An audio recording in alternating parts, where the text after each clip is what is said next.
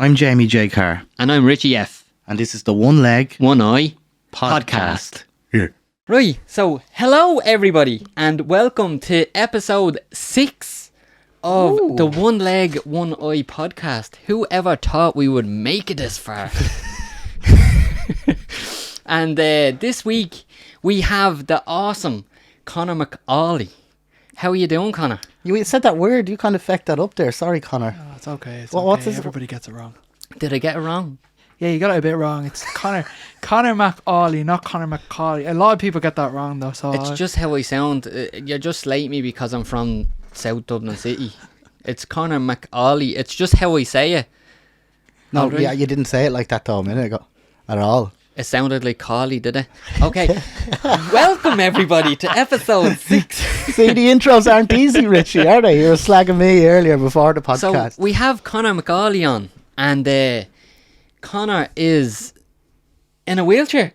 Yes, you yeah. can see that here. Yeah. Jesus, they might not know, not noticed. How are you, Conor? What's the crack with you? Yeah, I'm doing pretty good. Just plodding along as usual. Just keep going. That's what I always say. Just keep going. Keep going. Just keep swimming like Dory. Yeah, just keep swimming. Actually, yeah, Dory. Yeah. Just keep swimming and flailing about. What if you can't swim though? Yeah, Good question. because I can't swim. He's terrified of don't swimming. No, I never could. It's not that, because sometimes when I say that they go, oh, because of your leg, that's why. And it's like, no, I'm sure there's plenty of, it's probably easier. I'm like a fucking Yeah. mermaid. Yeah. Like if I put more- a fin on the end of it, you know. More aerodynamics there. Yeah, I just never learned, really. I was just kind of embarrassed as a kid, though, to go and take me leg off at, like, when the school used to go. Yeah. I was like, oh, no, not taking the leg off in front of the class. So I think it was a bit like that. Conor, as you know, this podcast is slightly themed around disability, you know, not all the time, but it slightly is themed around disability, and obviously you have a disability. Tell us, what is your disability and why in a wheelchair, and when did it start? Yeah, so I have a condition. It's a progressive condition called Duchenne muscular dystrophy. So pretty much it affects your muscles in your body. I got diagnosed with the condition when I was 3.5. So my parents were bringing me around to doctors for 1.5 years, seeing what was wrong with me. I have a twin, so they just thought I was lazy the whole time, so they couldn't figure out what it was. They just kept saying, oh, she keeps doing everything for him.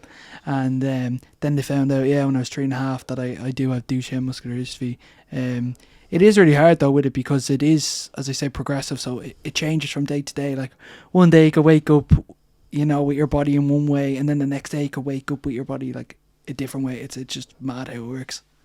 That's people call it MS as well, don't they? Or do they? Or is that different? No, that's muscular cirrhosis. Oh, So, I'm an idiot. You're on a different level there at all. What an idiot! Yeah. And like in layman's terms, what does that mean? Like, So what it really means is that from a young age, first your leg muscles get affected, and then it would be like your arm muscles, and then like your chest and everything, and then your heart and lungs get affected then when you're sort of into the teen years. So it is a really hard condition to live with, definitely. Like, So is it something connected to like the heart? Would it be right in saying that? It seems that it affects the limbs that is furthest away from your heart? yeah, I don't know really how it is. It's really strange, because we all have certain exons in our bodies, and the way that Duchenne works is that I think there's 79 exons, and I'm missing the first few, and that's really rare actually. So a lot of people are missing in like the 40s and 50 exons, and that's why it happens, so that it mutates, and it's a mutation pretty much. And what are the earliest thoughts? Like, obviously, growing up with this from an earlier age, what were your thoughts? Like, did you notice things when you were younger that you couldn't do, and it kind of got in on you? Yeah, it definitely did. Like, I had my first wheelchair when I was 5, I think. Little like blue rims and fish wheels. I still remember it, Nice. like, yeah. But little boy racer wheelchair. yeah, little boy racer wheelchair. But yeah, I started on a common thing that people take with my condition is steroids. So I was on steroids from 5.5 to 10.5. So I got a bit more strength again. I wasn't really using the chair as much. So I did notice stuff though, because like I couldn't like jump or I couldn't run, say. And even when all the other lads, I went to an all boys primary school, so when all the other lads were like playing sports and everything, I just had to like sit and watch, you know, like there's nothing I could really do. So yeah, I think it did affect me at a young age, like definitely. Yeah, that's difficult, isn't it? Yeah. And the fact that it's mad in itself that you were 3.5 when you were 3.5, diagnosed, and your parents are trying to figure out what's going on, and and you have a twin, which we didn't know. Well, I didn't know. And how supportive was she growing up and stuff, or were you ever jealous of her in a way of like, because obviously you have that connection as a twin that you know. I think when we were growing up, we were grand. We were friends and everything, and I think it got hard when we were teenagers. Then I sort of started to get jealous and stuff like that. Did you actually? Yeah, I definitely did, and she sort of knows this anyway, so it's nothing new to her. Yeah. I've sort of told her that before. Yeah, I was really like doing badly with my mental health, like when I was like a teenager, say, because I just couldn't handle everything that was going on, and you know what you're like when you're a teenager, like. Yeah. But yeah, it definitely was. Like, she was able to go out and do stuff that I wasn't able to do. So, you know, it did sort of hurt sometimes, you know. And it doesn't matter how you look at it when you're that age. It's just totally unfair. It's unfair anyway. But I'd say it was hard. Like, even like it would be hard having the condition, let alone having a twin that was born the same time. Yeah. And like I can only imagine what that was like. But you seem very like kind of headstrong with stuff, and you're able to articulate yourself about your situation and all. Like, so what can you tell the people that would be listening or that are watching that you kind of get yourself into now? Like as in you came to this podcast. What else like would you be getting interested in? So yeah, there's loads of stuff I'm interested in. During COVID, I started doing a lot more stuff on social media and everything. But I think it was when I left school and COVID came, I think I sort of found myself. I don't think I would have had the time to do that if that like didn't happen. I wouldn't. I'm not sure. Like, but yeah, I do stuff on social media. I do captions to try and inspire other people, and especially lads with my condition. Because there's not a lot of hope out there for them. So I want maybe some people to see some light instead of all darkness all the time. Like, I think there's just too much of that. So that's what I mainly do on social media. There's a couple of projects I've coming up. I'm going to be doing a project with the Irish Wheelchair Association, and it's going to be we're going to be going into primary schools and teaching kids about disability. So that's like a really cool thing. But yeah, I got that because of what I've done on social media. So I would still say what I've done on social media, you know, still my main thing. Like, and what exactly is it that you do on social media? Like, yeah, as I said, it's sort of like captions. Like, I would put up captions about my own life story and what I've maybe been through, and see if anybody can sort of relate to that. Captions and photos. Mostly I just use Instagram. So yeah, as I say, like raising awareness through photos or stories or, you know, stuff like that. And as somebody who's kind of struggled with this myself, even with doing this podcast, I was saying to Richie before we started, I was like, it's a big decision to make, and you know, it's similar to what you're doing on Instagram, because it's like you're sharing a part of yourself and your emotions and your feelings and your thoughts to everybody who wants to look, whether it's through captions or through the means of a podcast or even coming on as a guest to this podcast. And it's did that take a lot of time to kind of decide to do that and kind of say, do you know what, I'm going to be sincere as to how I feel to everybody else, and I'm going to let people know if I'm having a bad day or my thoughts or some, you know, stuff to do with your disability that was... I think it's like it took me long enough to get my head around. So I was just thinking, you know, I finally got my head around that I'm like in a better place now, say. And I was like, what if somebody else needs that? I was just sort of thinking about other people. I wasn't really thinking about myself. And that's really why I do it, for other people, to show them life's not really that bad if, you know, other people have worse lives than you know. So it almost sounds like it was an easy decision for you to make. In the end, it definitely was. Yeah, like because COVID came as well, and it was sort of like we're all locked in, and people are passing away. So I think it was just that type of thing of life's short. It is.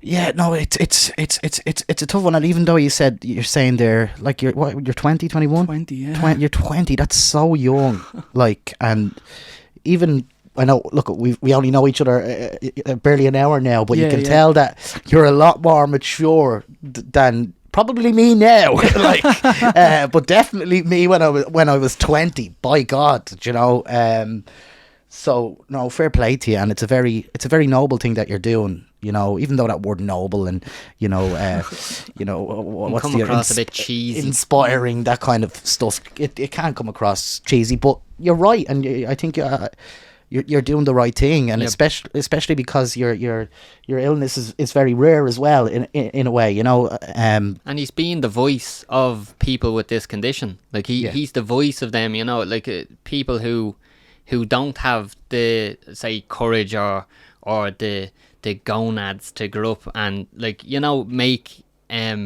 content how you are, and to bring awareness to it. Yeah. Because not a lot of people will know about it, and if more people get to know about it, then more people will get on board with not parking their car as close to the wall. That does my head in. That's so annoying.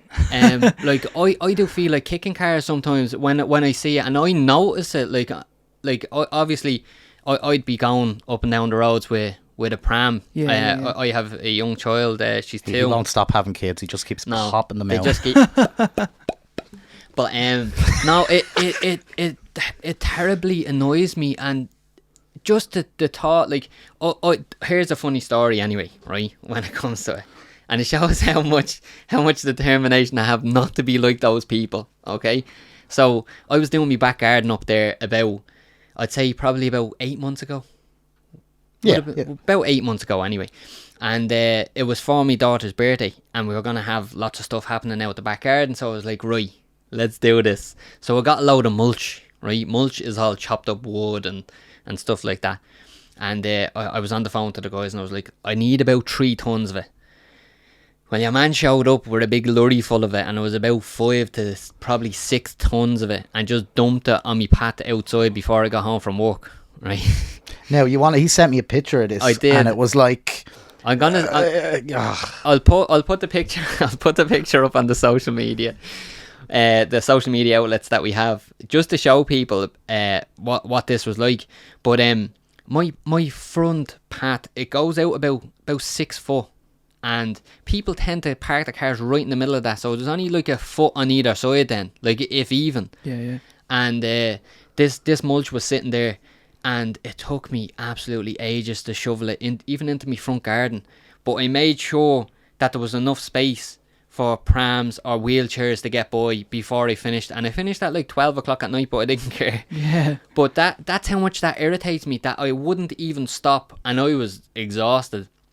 I wouldn't stop until it was done. And it's just, that's how much it irritates me, that people just they're ignorant to the fact that people might need that. Not everyone is, though. Not everyone. Not everybody, but a lot of people. Yeah. But do you have a lot of that in your area, Conor? Like with people those parking? Damn undisabled people. Yeah. Yeah, I actually do. Yeah. I live near a beach, so they closed off the beach for parking. I think the last year or two they've done that. But because of that, there's nowhere else to park, so people would be parking all over the paths, going up and down where I live. So. Yeah, it would be terrible. Like, you'd be trying to swerve by, you'd be going out on the road. Some cars would stop, some cars wouldn't. So it is terrible. Like, yeah, like I don't think people realise maybe that who aren't in this situation. Well, some people, how much it can affect somebody. Like me, like, because it's so dangerous, like going out on the road now. Yeah. So people, stop parking your cars on the paths in the freaking middle. All right, it's not cool. People need to get by that need access and egress. So don't do it. I just thought I'd get that off my chest. No, it's good. There goes half our listeners, everybody. I just listened to the podcast. They were moaning at me the whole time, and I never even done that. No, I'm joking. No, but seriously, that is a good point. And you know, if one person maybe thinks about it twice, maybe it is worthwhile saying and bringing up, isn't it? If they don't do that. Have you any questions for us, Connor? And because I don't want this to be kind of like Us two lads just go, how are you? What's it like to have them wheels? And questions for us as well, or myself, or anything that you'd like to ask us, because then we can, you know, I can ask you some maybe, you know, deeper questions. Anything you want now. I don't know. There's so much different things I could ask about you know, like when it comes to the eye and when it comes to the leg. I just find it all really interesting, like, to be honest. Like, I just find everything really interesting. And for me, I always feel like people like us, people with like disabilities, we can all relate to each other in some ways, you know. So it would be more just like your experiences, like, you know, what was it like sort of yous growing up? Because I'm way younger than yous as well, so it's totally different, you know. Yeah, it was. Especially in terms of the technological advancements. Like the leg I have now, the knee joint and stuff has got so much better over the years. Like, so my leg growing up was straight all the time, you know.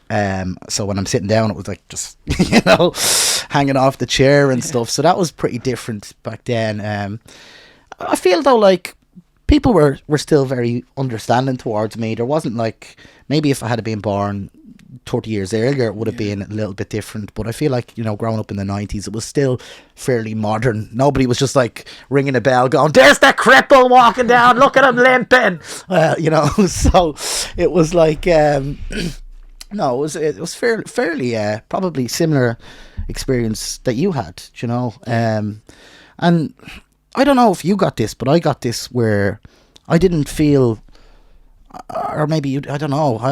That's why I'm asking actually, is like, I never really realised until I got into my teenage years that I was different. Now, obviously I would have noticed different things, but it never really hit me till I was, you know, maybe late on in teenage years, where I was like, I remember like sitting on the bed one time and looking down and just going, oh, this not meant to be like this. Like, what were you like?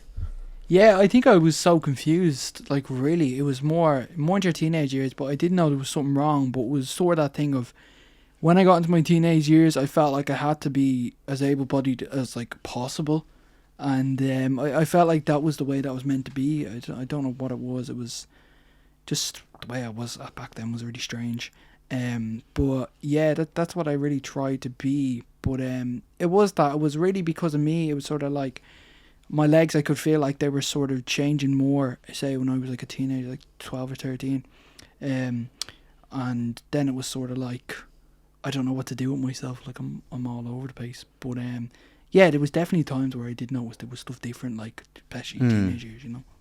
I think it's it may boil down to like an acceptance thing as well. It may not be that I didn't realise, but I just didn't want to accept it. Yeah. You know, maybe that's what it was. I get you. The thing is, like, in those teenage years, that's the toughest part of it, I think. When it comes to my specific disability, I can't speak for everybody else, but like, and I've said it a few times on the podcast. It's like you will get to a point of acceptance, and it becomes, you know, it's still fucking difficult, and you know, but and probably more so for you, as it's a progressive thing. So you have that constant worry of fucking what's going to happen tomorrow or next week or next month. But I think acceptance is such a important part of being a disabled person, or having an illness happen to you, or that it's not going to go away, you know. And it comes in many shapes and forms, whether it's mental health or something. But if you can kind of accept it and just go, well, this isn't changing, and I can sit here and mope about it all the time, every day, or I can fucking live my life and just do what I can and do, you know. So, let's bring it back to your childhood as well. Then, Connor, you were saying to us that you had an accident where you broke your hip. Would you mind telling us about that and how you kind of felt after it? Because I'm sure there was a total difference then in you being able to like maneuver about yourself, and then maybe having to use the wheelchair more? Well, yeah, the first break was the femur. You're getting them mixed up. So the hip was the one after that. So Sorry. there's so many different breaks. I know it's very confusing. To be honest. I can't even get my head around it. Sometimes I'm like, oh, did this one happen first or that one happen first? I just sometimes You tend to stay away from the phrase "give me a break." Yeah, I'm sort of like just zoned out, to be honest.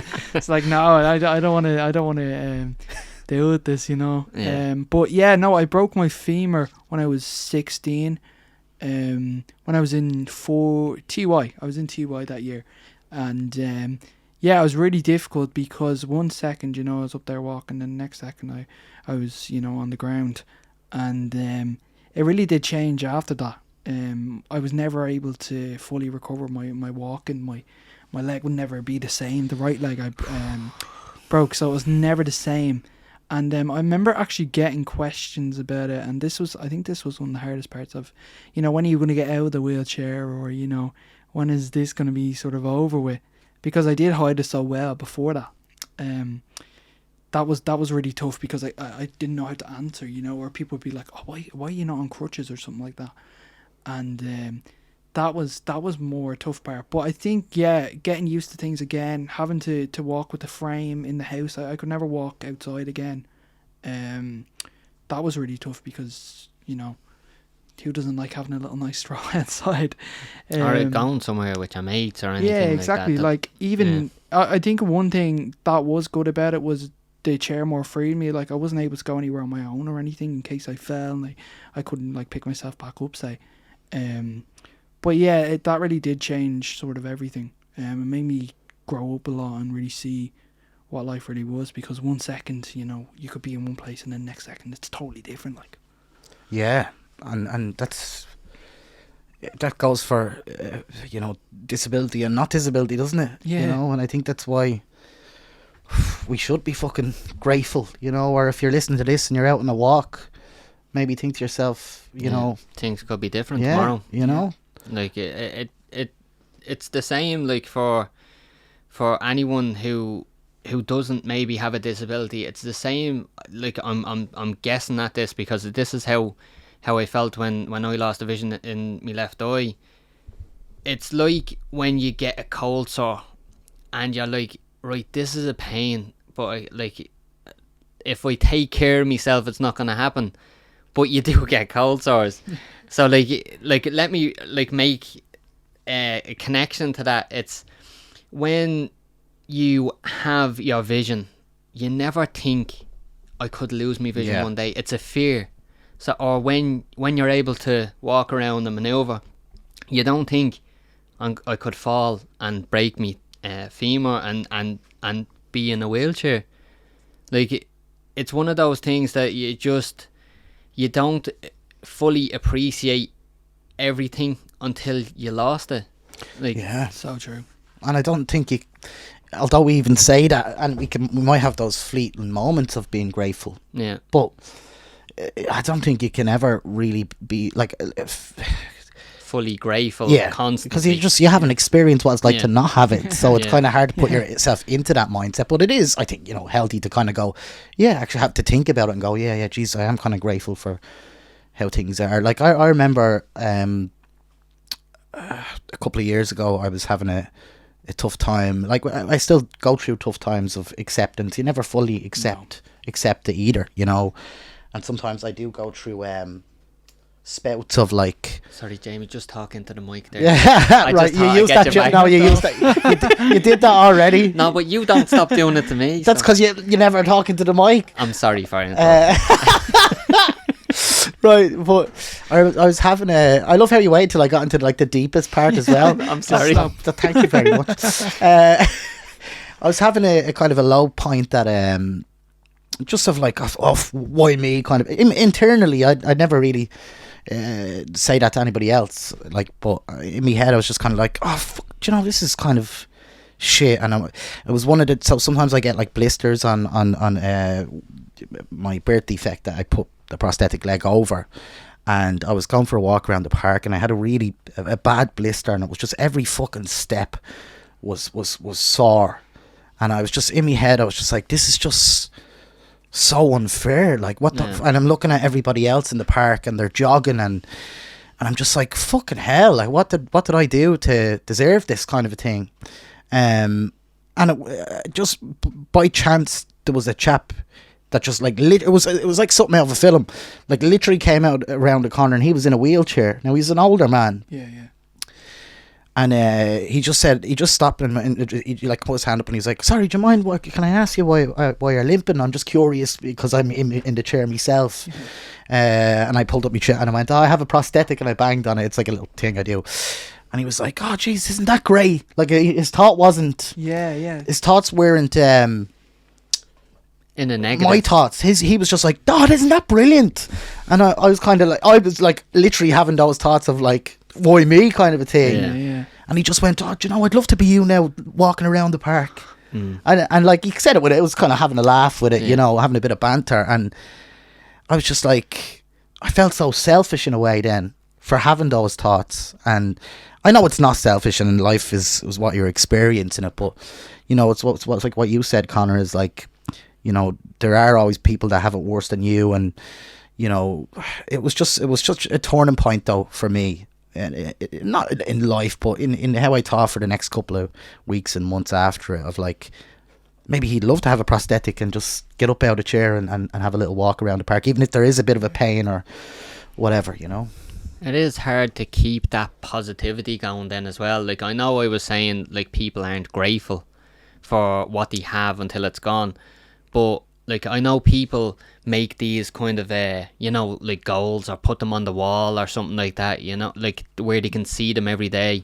And I think that's good, but you can't, like, I understand people can't keep that up, you know. Yeah, who would do that? Yeah.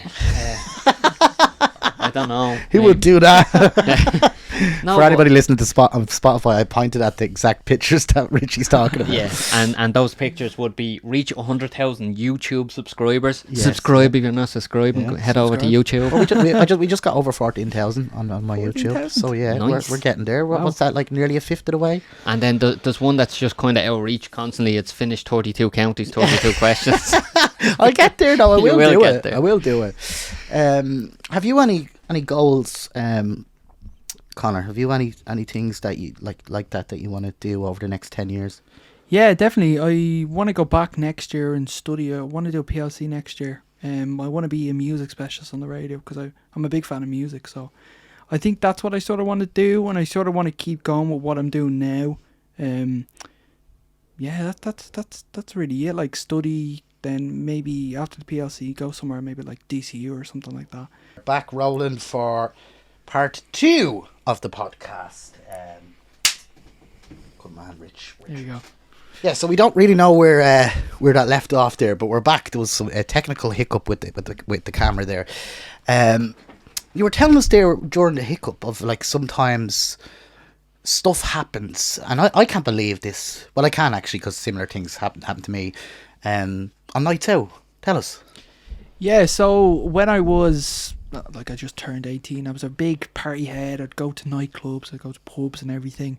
And COVID sort of stopped all that. But yeah, I've had some experiences before, say, COVID started, and some people weren't very nice to me. So there was one experience where I was out near where I live, and all of a sudden somebody grabs me by the neck. So I'll tell you the story behind it though. It was I asked this fella to just open the door for me because the seat was in the way. It was like an outdoor area, and yeah, I just asked, I think it's going to be okay. And then all of a sudden I just feel like, you know, a hand grabbed my neck, and I couldn't breathe.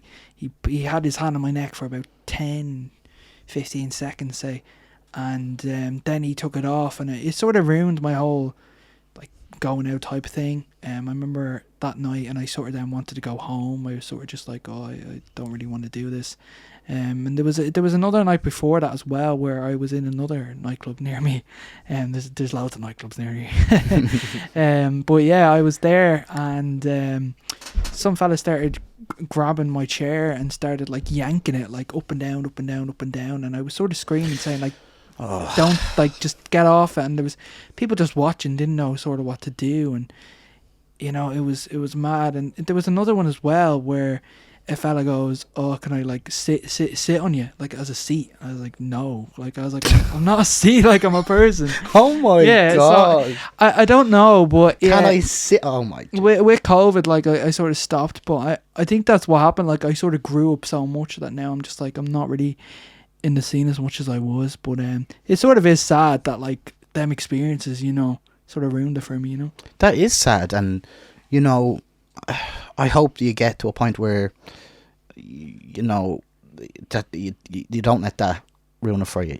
Because you'll have plenty of awesome nights out where that shit doesn't happen. But like to act like that shit doesn't happen and to not talk about it, just it keeps it going in a cycle. And people don't think about it because why would they think about it? They've no reason to think about it unless they have a disability. But it's like I was telling you there, like similar things happen to me on nights out where I'm in the jacks having a piss, and I finished, as you do, zipped up the jeans. It's polite to put your penis away after you go, so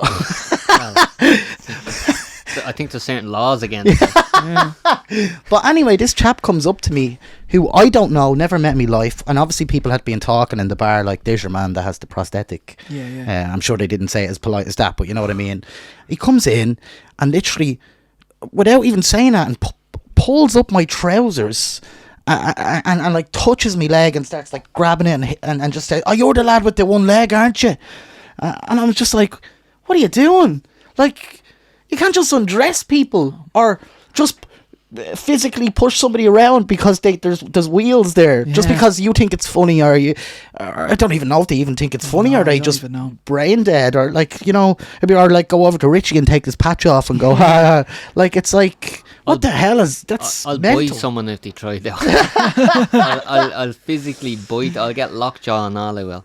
But yeah, it's a shame that stuff happened to you, Conor. And it is a shame, but I hope you don't let it stop you too much from enjoying a night out from time to time if you feel up to it, because like, on what level do people think that it's okay just to grab someone's leg, or to grab, like, it's basically the same thing, someone grabbing his leg and someone grabbing your chair, because it's a part of you. And it'd be the same as someone coming up and grabbing your ass and going, "Geez, you sit on this, can I sit on it with you?" No, that's sexual assault, mate. Like, it's a hard one though as well, because I can't really defend myself, you know what I mean, as well. So it's sort of scary for me sitting there, and you have to get other people to do it. It's sort of like this whole thing. Pepper spray. Yeah, pepper spray. I need something like pepper spray or something. Yeah, like but it's humiliating in a way. Yeah, it is sort of. Makes you feel shit, like obviously, like that, because we all, whether you're male or female or whatever you are, we all have that instinct of like, you want to stick up for yourself, and that must be difficult as well. And I'd still swing a few hooks if I was you, though. And you were saying there that you were in the nightclub when you asked your man to open the door for you. Are a lot of places wheelchair accessible where you are? So there was one place that I actually did really like, but the bouncers had to bring you down the steps. So there's like 2 or 3 steps, and then there was another step to the dance floor. But they had an accessible toilet in the first place I'm talking about, and the barrier was accessible. But if you wanted to go to, say, like a booth, or if you want to go down to dance floor, you had to get someone else to do it for you, which is pretty bad. Like, and the other place is flat, but they didn't have they don't have an accessible toilet. And I remember asking, "Oh, can I go toilet?" Like, and one of the bouncers, they said yeah, and they brought me into this like room at the very back of the place, and it was like a shower and a toilet, and I went in there. But at the time I was so not really on my feet, so I was in the chair, say, but I would get up and go toilet like most of the time. And the tiles were very slippy, so I started to like slip, and I was like panicking, say. Jesus. And it was horrible, that as well, because it's just that fear of, I can't pick myself back up, or I can't get back in the chair, and then nobody's going to be there, to help you. But it's just that thing of, I wish more places had like accessible things. Even as well, I think that's why I really struggled as a teenager, because I wanted to live in a world where I felt I could live in, with no boundaries, say, compared to what I have to do now. Not having to think about will it be accessible, or Exactly, yeah. like, will I be able to go to the toilet, or will I be able to like access a certain area that my friends are gonna be without the aid of anyone?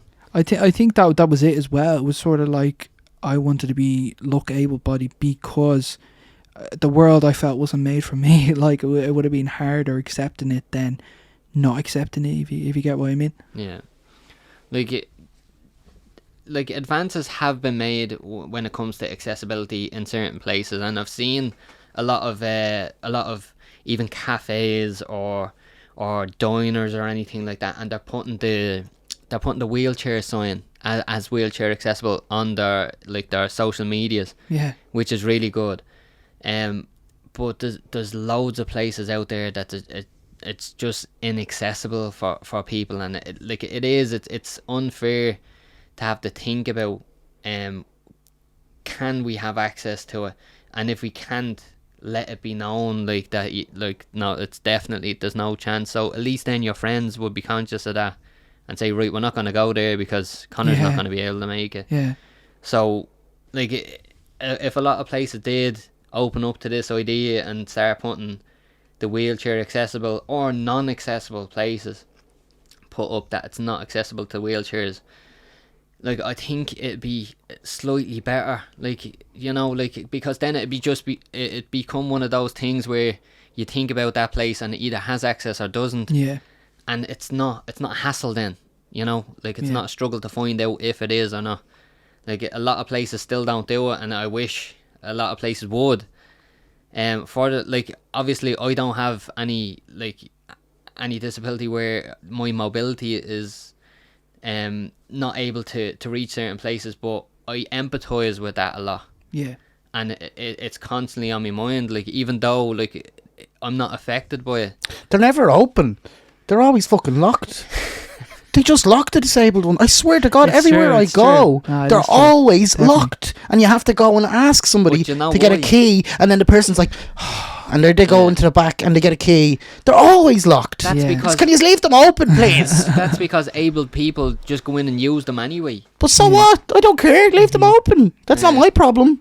I think in England they have a certain key that you can get. They don't have it over here, but it's like I've seen people talk about it on like online, a master key. Like a master key. Say it's I think it's called like a blue key or something like that. But when you go over there, you can actually get them keys and you order them, and I think you need to prove you have a disability, say, and then you're able to get one. But I think that would be good over here. That sounds brilliant. Apply, That's a great idea. Yeah. I think that camera turned off there. That's a fantastic idea. To kind of make it easier. Is there anything you enjoy about being disabled, Conor? I think there would be a few things. I can't lie and say it's not all bad. I think when I'm going over to football games in England, I'm a big Liverpool fan, so I get to sit very at the front of the stadium, which is really cool. Pitch side, say. Nice. I think that's pretty cool, and I think some of the experience I've had, when I was younger, I went to Florida, I went to, say, Disney World, and I went to Universal, and getting to skip all the lines and everything was good. They're sort of the times you think of it, and it's sort of okay, that's not too bad. We'll take it. It's not the worst thing, but as I say, some good, but there is a lot of bad. Of course. But it's always interesting to flip it on its side and ask that question and see if there is anything I milk the shit out of missing my leg. I'll skip the queue every time. Sometimes I don't. Sometimes I don't even need to. I'm grand. I'm like, get me through there. I feel like it's a little perk I'm allowed to have though. It's like the airport as well. When I'm going through the airport, actually, you get to go in the fast lane. Oh, that's pretty good as well. I didn't know that. I'm gonna use that. You need to use that. Yeah. And you can, Jamie, because you have the prosthetic, you can actually get carted in the the little golf cart thing. Can I actually? Yeah, you can. Yeah, I'm definitely doing that. Will they feed me strawberries as well, with some cream while I'm? I'd make them. I'd buy it and just say, "Come here, I can't use my arms. Can you feed me this?" Is there anything you enjoy, Richie? I've never asked you that about it. No. No, because of which way I'm disabled. It's just a vision thing. It's just, and I'm not saying that it's just all negative. Do you know what I mean? Yeah. Like, but I can't think of anything positive of having blurred vision in one eye. Yeah. There's no advantages to it. Well, maybe if someone's annoying you, you only have to close one eye. Well, that's it. Like, if you go on blind dates, you can actually go on a blind date. Yeah. you The know? patch is pretty cool as well. That's kind of cool no, look but you have. there you go. You mentioned one now. Like, the patch is cool. Like, it brings a bit of a Character. mystery. Yeah. I seen some lady on Instagram. I sent Richie the link, and she's like a attractive woman, would you say? And she has the patch, and it just looks really cool. So I wonder, do the ladies, you know, obviously you're a married man though, but I wonder, do they have that kind of maybe, and like, oh, that's cool. I like that. It's different. Well, you know? like, they'd see the patch and then they'd see my face. And they'd be like, oh, yeah, okay. Do you think? Yeah. Not gonna ask that. So, right, I did off camera and before the stream, I did mention it to Conor that I've had some, let's say, what's this now? I've had some bad experiences and I got very embarrassed. Like, so, What you mean? so there's times where I'm really tired and I wouldn't be wearing the patch, and if I'm talking to someone and then they just go like this. So Richie's moving his head left. Oh, and right. right, you're talking to me. Oh, okay. And I'd feel real embarrassed. Like, I wouldn't get annoyed about it, but I'd be like, oh, shy. Like, and I explained to Conor, I have this thing. I've trained myself for camera purposes and for talking to people, not to confuse them on who I'm actually looking at. Where it crossed my eyes a little bit, and it makes it a little bit better because my eye gets very lazy and it goes to the left. Yeah. And if I'm really tired and I look at people, and I'll do this for the camera for people who are watching on YouTube, and I'll be like, yeah, so how are things with you? And they'll be like, oh, grand, yeah, I knew you were talking to me, Richie, yeah. Like, stuff like that.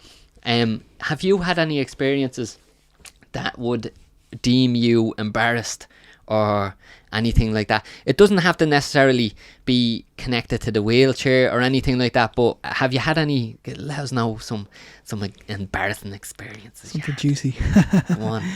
I think really just like embarrassing. Like, there's always been like weird times. Even when you're in like the shops and people see, like, I'm just looking around and I'm looking at the top shelf and they're like, oh, will I get that for you? And you have to awkwardly say yeah, even though you don't want to. And, like, just to be nice, you sort of have to go.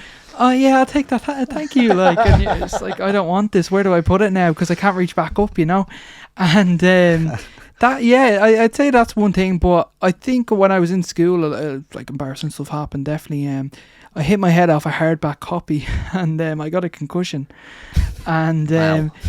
People are telling me, I actually don't remember any of it, but I was going like 3 years into the past, so I was like saying stuff I would have said like three years ago. Yeah. Jesus. And what does one of them say to me? There was a calendar in the room, and this would have been like 3 or 4 years ago now. But I was going back 3 years before, so I was like, why does that calendar say this year? Oh my Even God. though it was 3 years later. So Whoa. that was pretty freaky as well. Did it come back though? Did the memory of the 3 years, or did it? No, Yeah, it came he's back. actually in 2019 now. No, I mean like. No, I mean like the stuff that happened in those 3 years. Can you remember, or is it just gone? No, it's still there. Like, Okay, thank God. Even with the say my story here, I'd have to sort of remember. Don't think it'll make much sense, I'd have to milk that where people are saying, do you want me to get that for you? I'm gonna say, I'd say You would enjoy that, you little. I word. would, You I would honestly, because I'll tell you another story about me ordering stuff from delis and all. I confuse people to shit I do with me eye. But anyway, I'd have to milk it. I'd be like, no, my sister's gonna get it, or me ma. I'd say me ma, and I'd be just like, ma, start screaming ma in the shop. Where's she gone? She's had to leave me again. I'd milk it to bits, I would. You just, would. He and would just as well. have them confused as fuck. But just bring a little stick with you, you know. No, I have it myself with me old. And like struggle Sticker extra gang. hard to make them feel even worse about it, like where you could actually reach it, but just like prod at it for a while. Yeah. And is so the concussion and stuff and the breaks, obviously that's due to the condition that happens. Well, the concussion was just really stupid. It was a hard back. Where was I? I was in, I think English class that morning, and I just hit it off my head, and I got a What do you concussion. mean though? Like what? Are you sure it it was really wasn't history class? Did someone hit you with it, or were you messing and you just went, No, "Here, lads, look at this"? I actually don't really remember, but I think I took it out of my bag and I like whacked it off. Oh, by accident. By accident, yeah. It wasn't like I just didn't go here, like, you know, throw it on my head.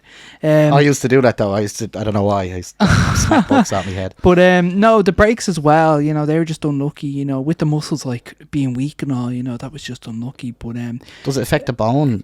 not really, but because the muscle is weaker, you know, the bone's more, say, exposed. But yeah, no, I wouldn't, you know, I would have been, my doctors and stuff said to me, like, you know, they expect me to be walking for a longer time if the femur break didn't happen. You know? Okay. So Jesus. It really set me back, you know. Yeah. It really set me back. Oh, well, now I get it. Yeah. Oh, wow. But yeah, my walking days would have eventually came to an end, but I don't know when, because they just don't know with me. I'm like this. I don't even know how to explain myself. You're an anomaly in the matrix. Yeah, pretty much. Like, I've heard a couple of other people like that been talking to me that are maybe sort of like me, but I've never met anybody in Ireland that's sort of like me. And when I was growing up, like, say, I was so confused. I was like, why is nobody like me? Like, I just can't relate to anybody. Well, Jamie, you're the same as well with your defect. You're the only person in the world with that defect. Yeah, it's a weird thing. Yeah, it's like, it's almost like there is plenty of other people in the world that have that are born with birth defects, but it's almost like the snowflake effect. Like nobody has the one I have. Yeah.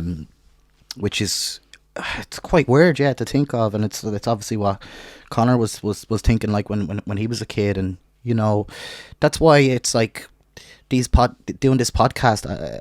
I'm really enjoying doing it, because even if there's only a couple of people that are listening now, there might be people listening in the future as well that There's 3. Yeah.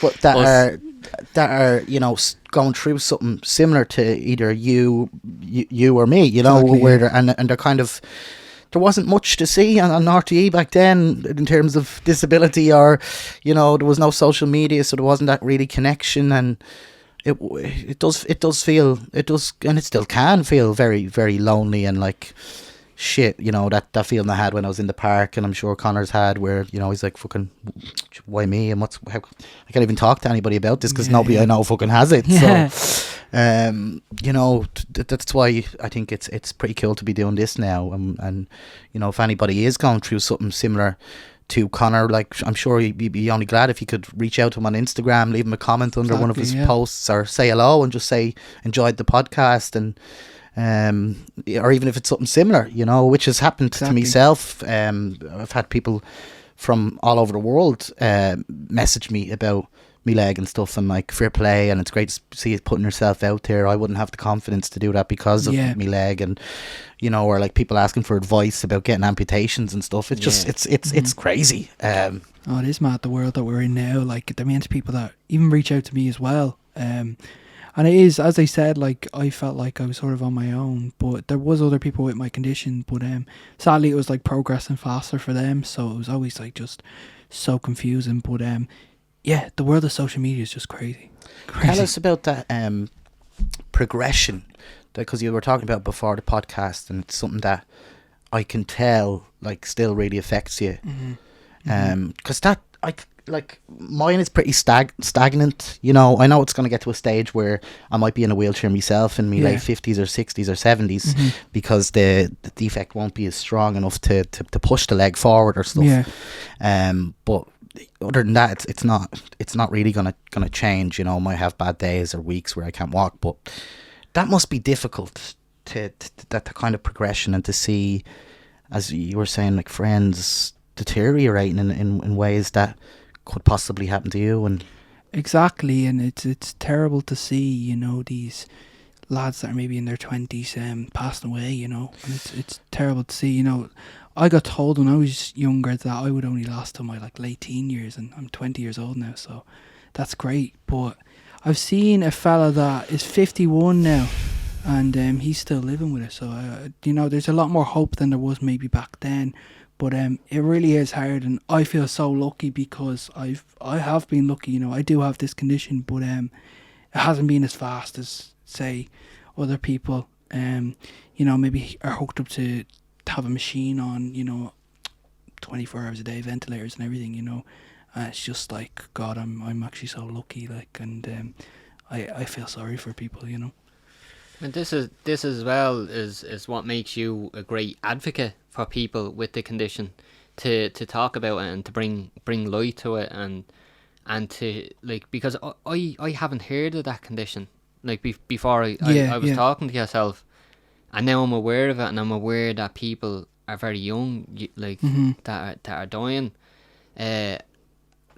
Like, it's just, it's good to be enlightened with this information, and to bridge these gaps of people do have these disabilities, and maybe someone just broke their leg and they're in a wheelchair, but like then you have people that are like Conor that are in nightclubs with this condition, and people grabbing them by the neck, like they could have like seriously damaged it, and like made the progression much faster. Yeah, exactly. I didn't even think of that part of it. Yeah, that's actually a good Jesus thing. Christ, I never thought of that either. It's like, because they could have maybe damaged the muscles by, you know, even with my femur when I broke it, that was, you know, so hard on my muscles on my legs. My right leg was never the same after that. Like, I never recovered properly. But yeah, no, you're so right. Like, I would never thought of that. And it's just like my whole point of saying that is, it's easy to judge the book by the cover, but nothing is ever as it seems. So just be a little bit more cautious with people. Don't grab people's wheelchairs. Don't grab people by the leg and pull their trousers up, because you never know what damage you actually could be doing, whether it's physical or mental. I think the majority of people listening, especially people listening to this podcast, will already know that. You know, I hope so. Yeah. Because that's what we're doing as well, is we're bridging that information to the people as well. True. It's just so infuriating, isn't it? That even that happens. It's like I'm getting angry, because it's like, it's unbelievable that it goes on. But have you used humor a lot, Conor, to get through things? Like, and obviously you said that during the issue with the camera there, that you kind of feel like you're in your late 30s sometimes, in your 40s, and you do get that mature vibe off you. Yeah. Have you used humor a lot throughout your life to get through things? Because I know I have. I think so, yeah. Like, definitely I have. You know, there'd be certain jokes that I would, you know, find funny about myself, and I'd joke about myself, like, you know, oh, there he is, you know, you see, what's that song? I think it's called Riding or something like that, and it's the song, you know, you see me rolling, you hate it, or something like that. That's a song I've always, like, being like, oh yeah, that's me, like, you know. And just in your ears as you're on the way to the shop. People would say it to me, yeah, and I'd be like, oh yeah, that song. But yeah, it's I do like humor. Like, I'm not always like so mature like this, you know. I can be like real. I'm sort of funny, like I'll give myself that. But yeah, no, it is hard to sort of get out of, you know, being mature, because my life's so different than a lot of people's, you know. But yeah, you gotta love some humor. This man here has some humor, I have to give it to him. Well, the thing about using humor in your favour as well is, if you joke about it, then when someone is serious saying it to you, you're just like, yeah, mate, I already said it. Get some fucking original material there, you gobshite, you.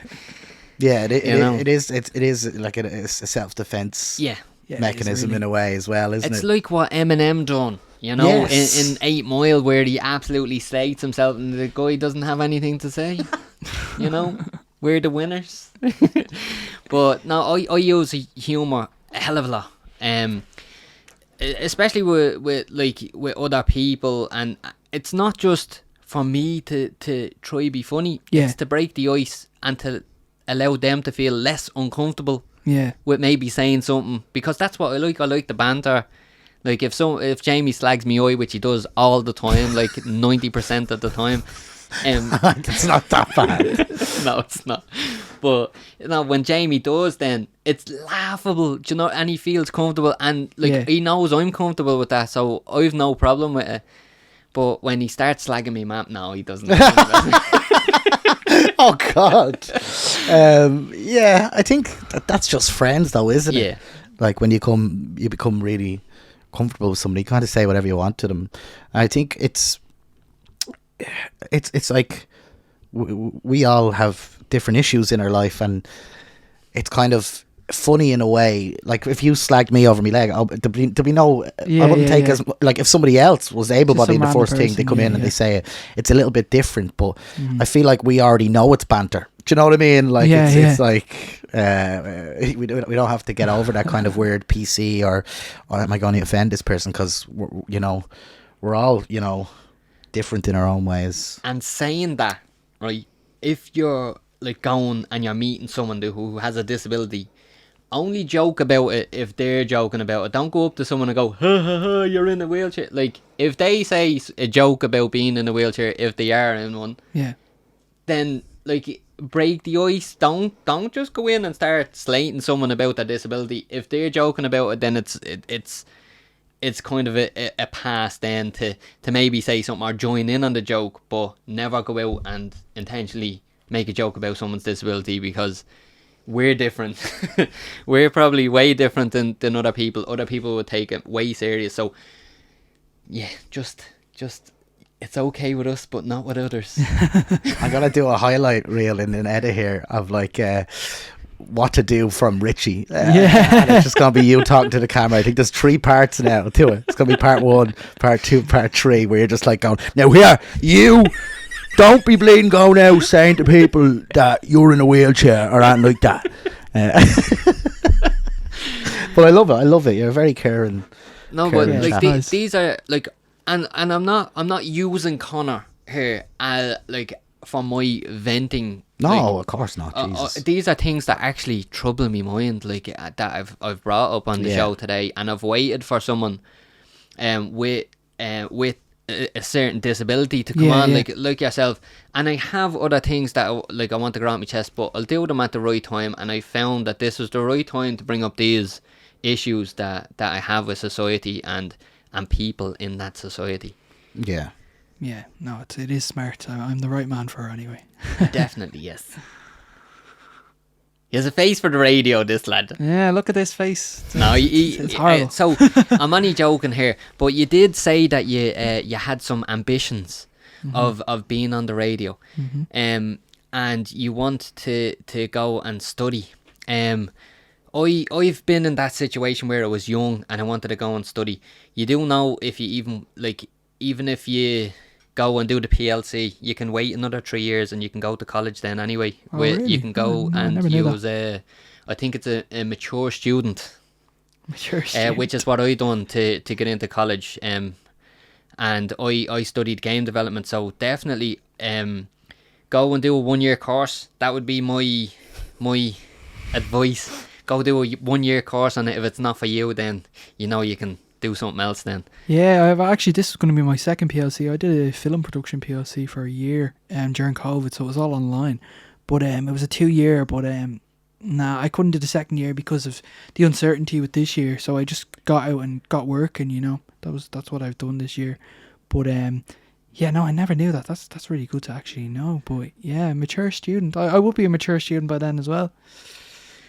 I think you get paid for being a mature student as well. Do you? You do. You can. It's the same as the being on the. It's not the same now, right? But it's the same. The same price, if I'm not mistaken, as being on the social welfare. Same payment, you mean? Same payment, yeah. So when I was studying on that, I think I was on like €188 per week. Yeah. I think that's since gone up.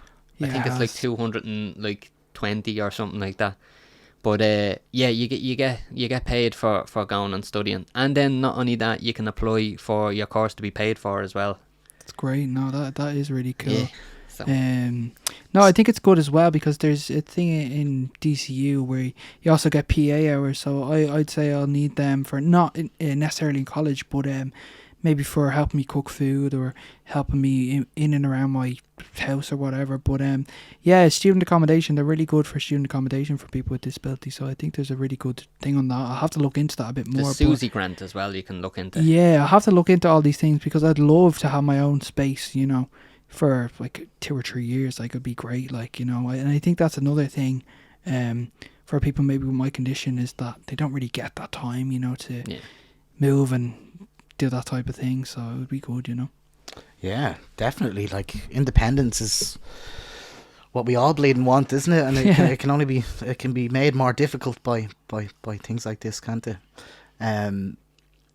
Yeah, it can be tough, but like, as I always say, I just keep going. This is the problem with me. I just go, I just keep going. I always say that, but I really do, though. You know, I just keep going. Roll with it. Roll with it, yeah, exactly. You know, you see me rolling the heat, right in there. Yeah. Just keep going, though. Is a great motto, little motto to have. Yeah, I just don't give up. Like, I'm very determined. Even through like the days where I was having a really hard time, it was just my determination that sort of got me through. You know, it was just like, I don't know. I just keep going.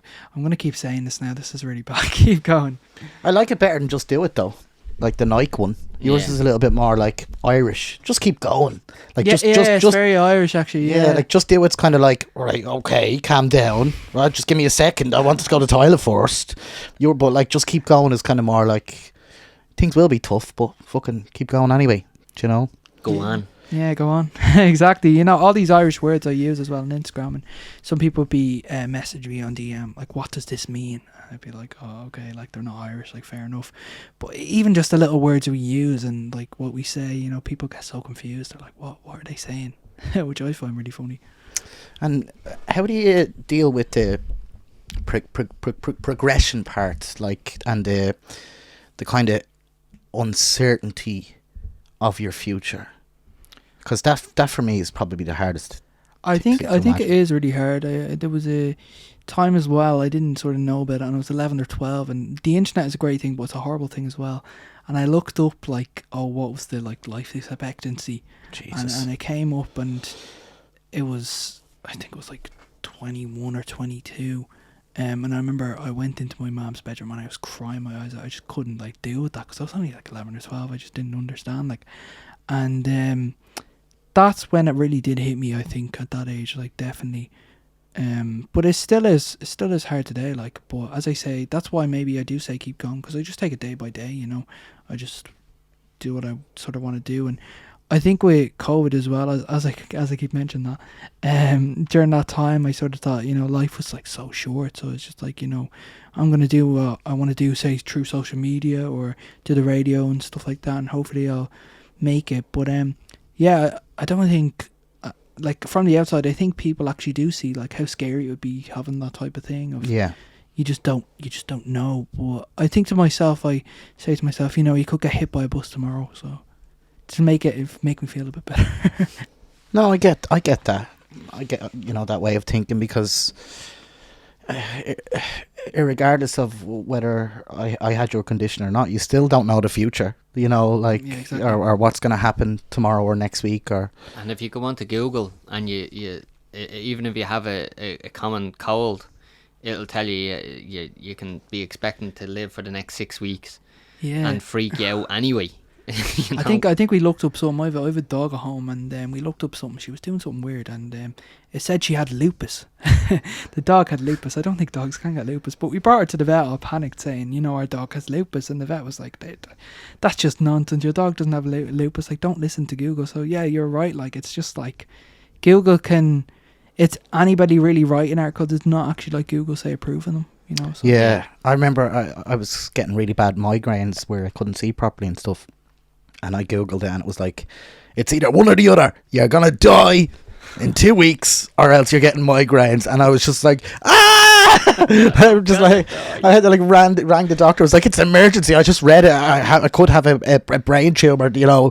I need to come in straight away. And I went in and I got a brain scan and stuff. And thankfully, it was just it was just the migraines, which are really bad anyway. So some variations of migraines are really, really terrible. But yeah, it's something that I think it's always good though to go and get checked just in case anyway, isn't it? Good. Like, yeah, it is so, definitely, like, but yeah, Google for that stuff. Google. Oh, God. It's terrible. I think everyone's had that Google moment, haven't they?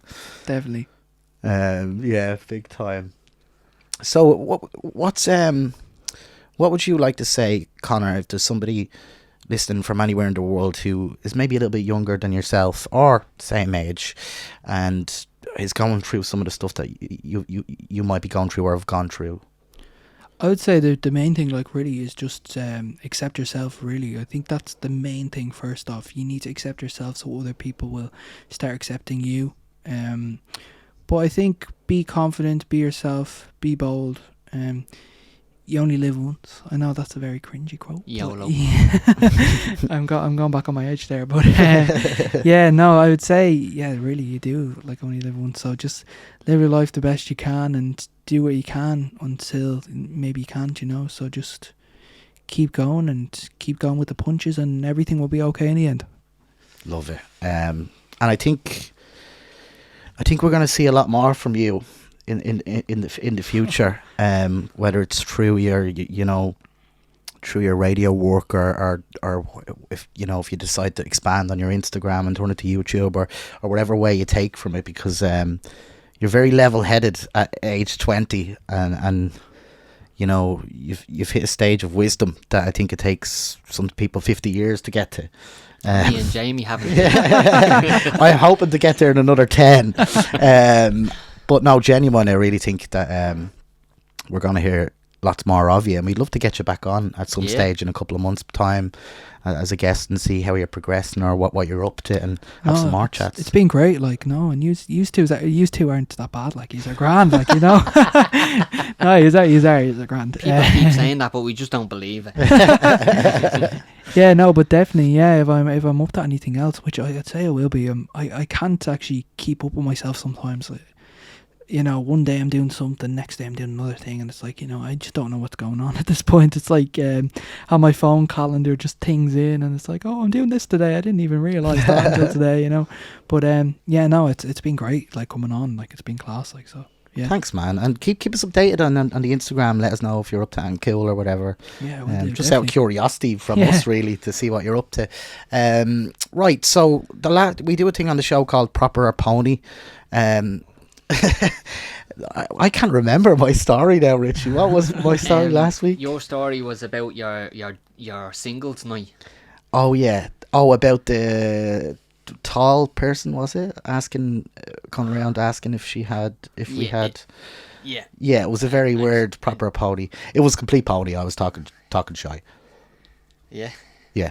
I guessed that. You knew I was talking shy. I had a guess that there was a tall woman, but that you added a lot of pony to it. Yes, I think I said that on the show as well. So if anyone thought it was pony, you were right. It was. So it's your turn. This week. It is my turn this week.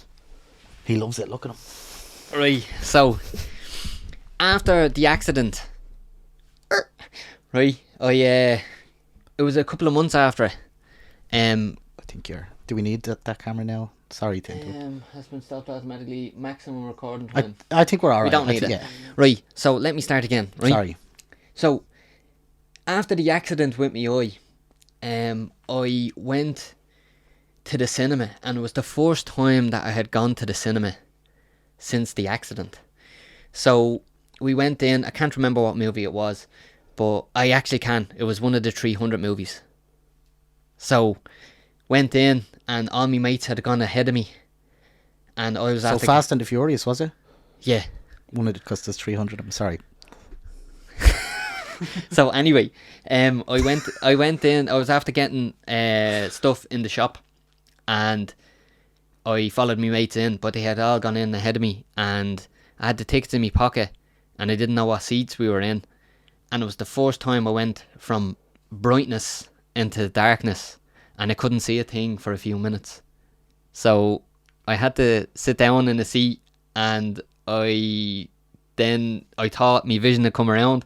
So I walked back out and I put some of the stuff down and called one of my mates, and one of my mates had to come out, and I said, oh, I just had to get a hand carrying the stuff in. Can you help me? And then I found out where the seats were. But that was a little bit embarrassing for me, so that's why I asked them to come out. Proper a pony. Okay, I'm gonna say, and obviously you won't tell us the answer. I think it's proper.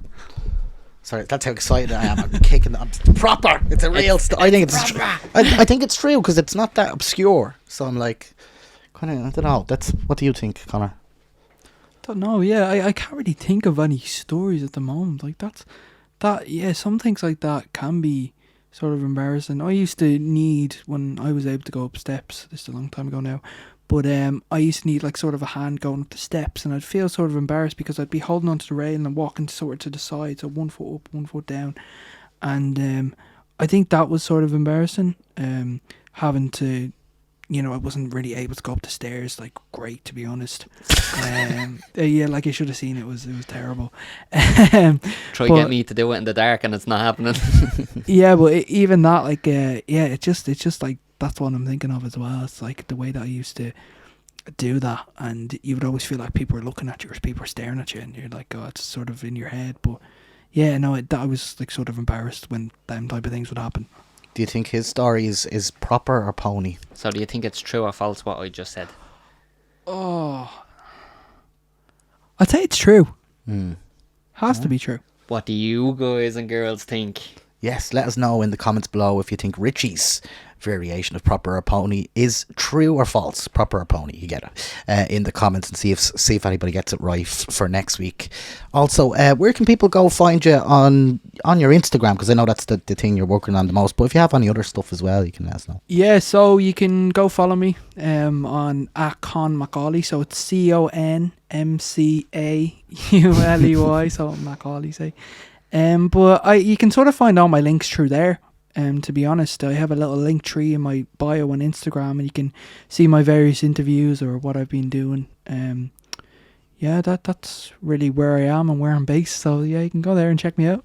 And you will find that link tree below wherever you are listening or viewing from. You'll find the link tree for all of Connor's socials and ours. So yeah, go check out Connor and maybe drop him a follow or subscribe or wherever you want to do. Yeah, no, please do, because it's a nice feeling, and it'll make us seem like this podcast is doing better than it is if somebody follows Connor, or maybe send him a message if you did enjoy it and you enjoyed listening to him. Let him know. It'll be a nice it's a nice feeling to get, even for us when we do a podcast and somebody leaves a comment underneath. You probably think that we don't see it. We see every one, and we do. It feels good. So go give Connor a follow. So go give Connor a follow. Yeah, is there anything else, Richie, that we have we any questions in this week? If I've got some questions in. I do. Oh, there we go. Right, so we have two of them. Let's do them. Yeah. Okay. Will we give one to Connor, or is there ones directed to us, or what? No. So this one is private. They wanted to stay private. My manager has ADHD and she gets angry really easily. Any tips on how to talk to her about it? Connor, there you go. Ooh, just thrown in the deep end. Yeah. You take this one, Connor. I think just keep the careful approach, like sort of just, it's a hard one to answer, isn't it? Because, it wouldn't be really my field, I'd sort of be like, I don't know what I'm on about. But I'd say stay calm, maybe let her stay calm, and just maybe just try stay away from her. I know it's pretty bad saying, but if it's a manager and it's a work environment, like, I don't know much you can do about that. I would have a different approach than you, but I don't know which one is the right one. Yours is probably the right one, just to avoid the situation altogether, so you don't get sacked.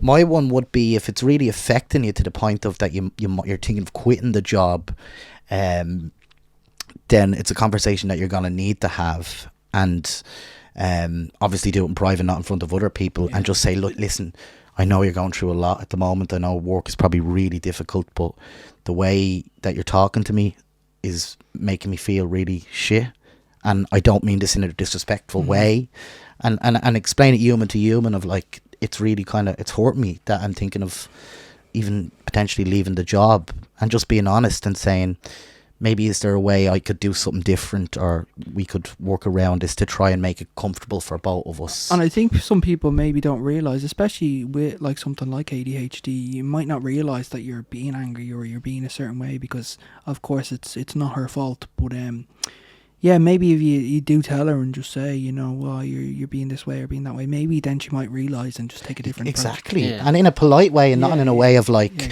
like you're being a, you know, not in that kind of way, but like in a way of like, listen, I really want this to work, and I'm not sure if you realise how it's coming across to me. You know? Oh, you think both of us are onto something there, because Nara, like, she doesn't have, like, she has ADHD, but I don't see the effects of it.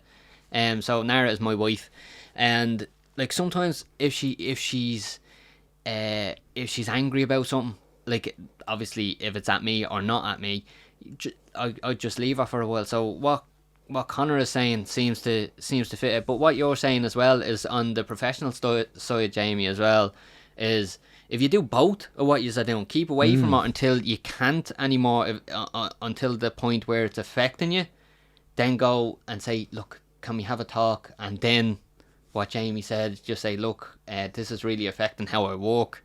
I like, it's making me sometimes think that I'm not fit here, like, or that I don't fit here in this job. Yeah. Can we talk about this?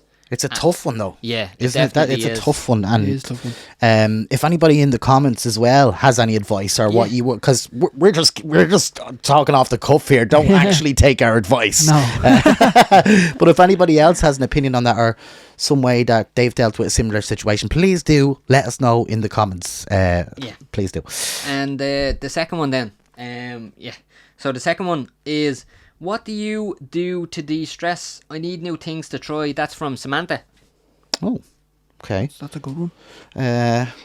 What do you do to de-stress? I can't talk about running.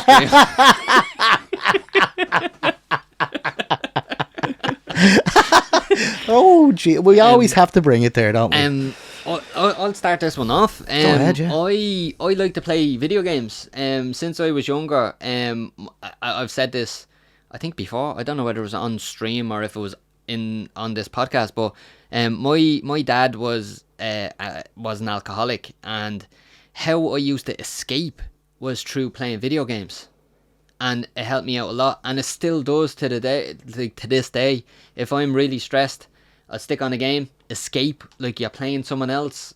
Like if it's a game where you're playing someone else, and that tends to help me a little bit, just to escape from where I'm at, to give me brain subconsciously some way of dealing with the situation, and it works for me. I think for me personally, it was always music. Like, I would play my PlayStation and listen to music, but I wasn't a big gamer, like, but always, like, I'd always have big playlists, and I'd always maybe shuffle my music. I'd always like songs and shuffle them, and I always found that was a really good thing for me, music. I always say when I had sort of nothing else to do, you know, I had music, so that was one bit of advice I could give you. Maybe, I don't know, crack up some music and you might feel a bit better, but don't take my advice, you know. No, that's good advice though. And, you know, I'm trying to think what it would be for me. Definitely games have helped over the years, but not so much now, because when I'm stressed, it doesn't even, trying to play a game as well that has puzzles in it stresses me out even more, and I'm like, like, I'm trying to think for me. I think I'm in a process of finding my thing, you know, what it is to make me de-stress. I've had different things over the years, you know, talking to people and chilling out, or calling over to a friend's house, or having someone come down or to your house, or chill out, or go to the cinema, or do something, is probably one for me, you know. And especially with COVID over the last two and a half years, I think we've forgotten how to live a little bit, and how to interact and socialize as much as we used to, because we, you know, got so used to like not ringing people and asking them to do something. But I think that's really important to kind of chill out with a friend, even if it's a friend watching a movie or playing a game with them, or even listening to music with them and talking about what your favorite songs are, or whatever it is a great way to distress. And it's not to say like you don't have to share your whole problems, but just having conversations with people, like even doing these podcasts for me at the moment, with some stuff that's going on, is it de-stresses me a little bit and breaks apart my week and gives me something to look forward to, you know. So a creative project can always help with that as well, with stuff like that, can't it? Yeah. So there you go. All varied.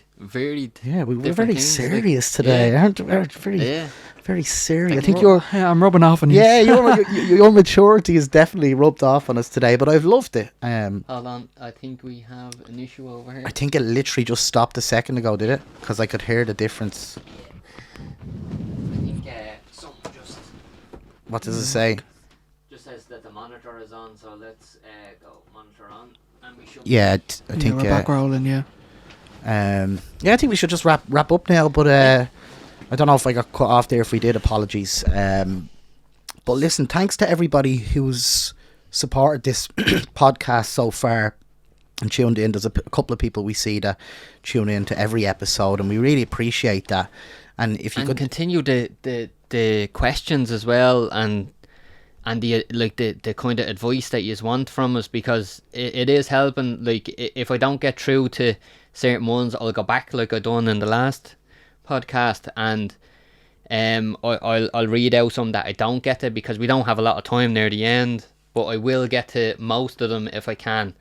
But yeah, keep so that up. If you have any questions for us or any advice, and even if it's a piss take ones as well, you feel free to throw them in and throw a spanner in the works. But as I was saying there, I'm really grateful for everybody who's supporting this podcast, and in terms of even Dara getting you to come on as a guest, and now you saying you're going to ask someone else for us and help us out, and it really does mean a lot to me and Richie. So thanks to anybody doing stuff like that, or even just for tuning in and listening, and we hope you enjoy it. So thanks very much. I'm Jamie Jay Car. And I'm RichieF. And this is the One Leg, One Eye Podcast. Podcast.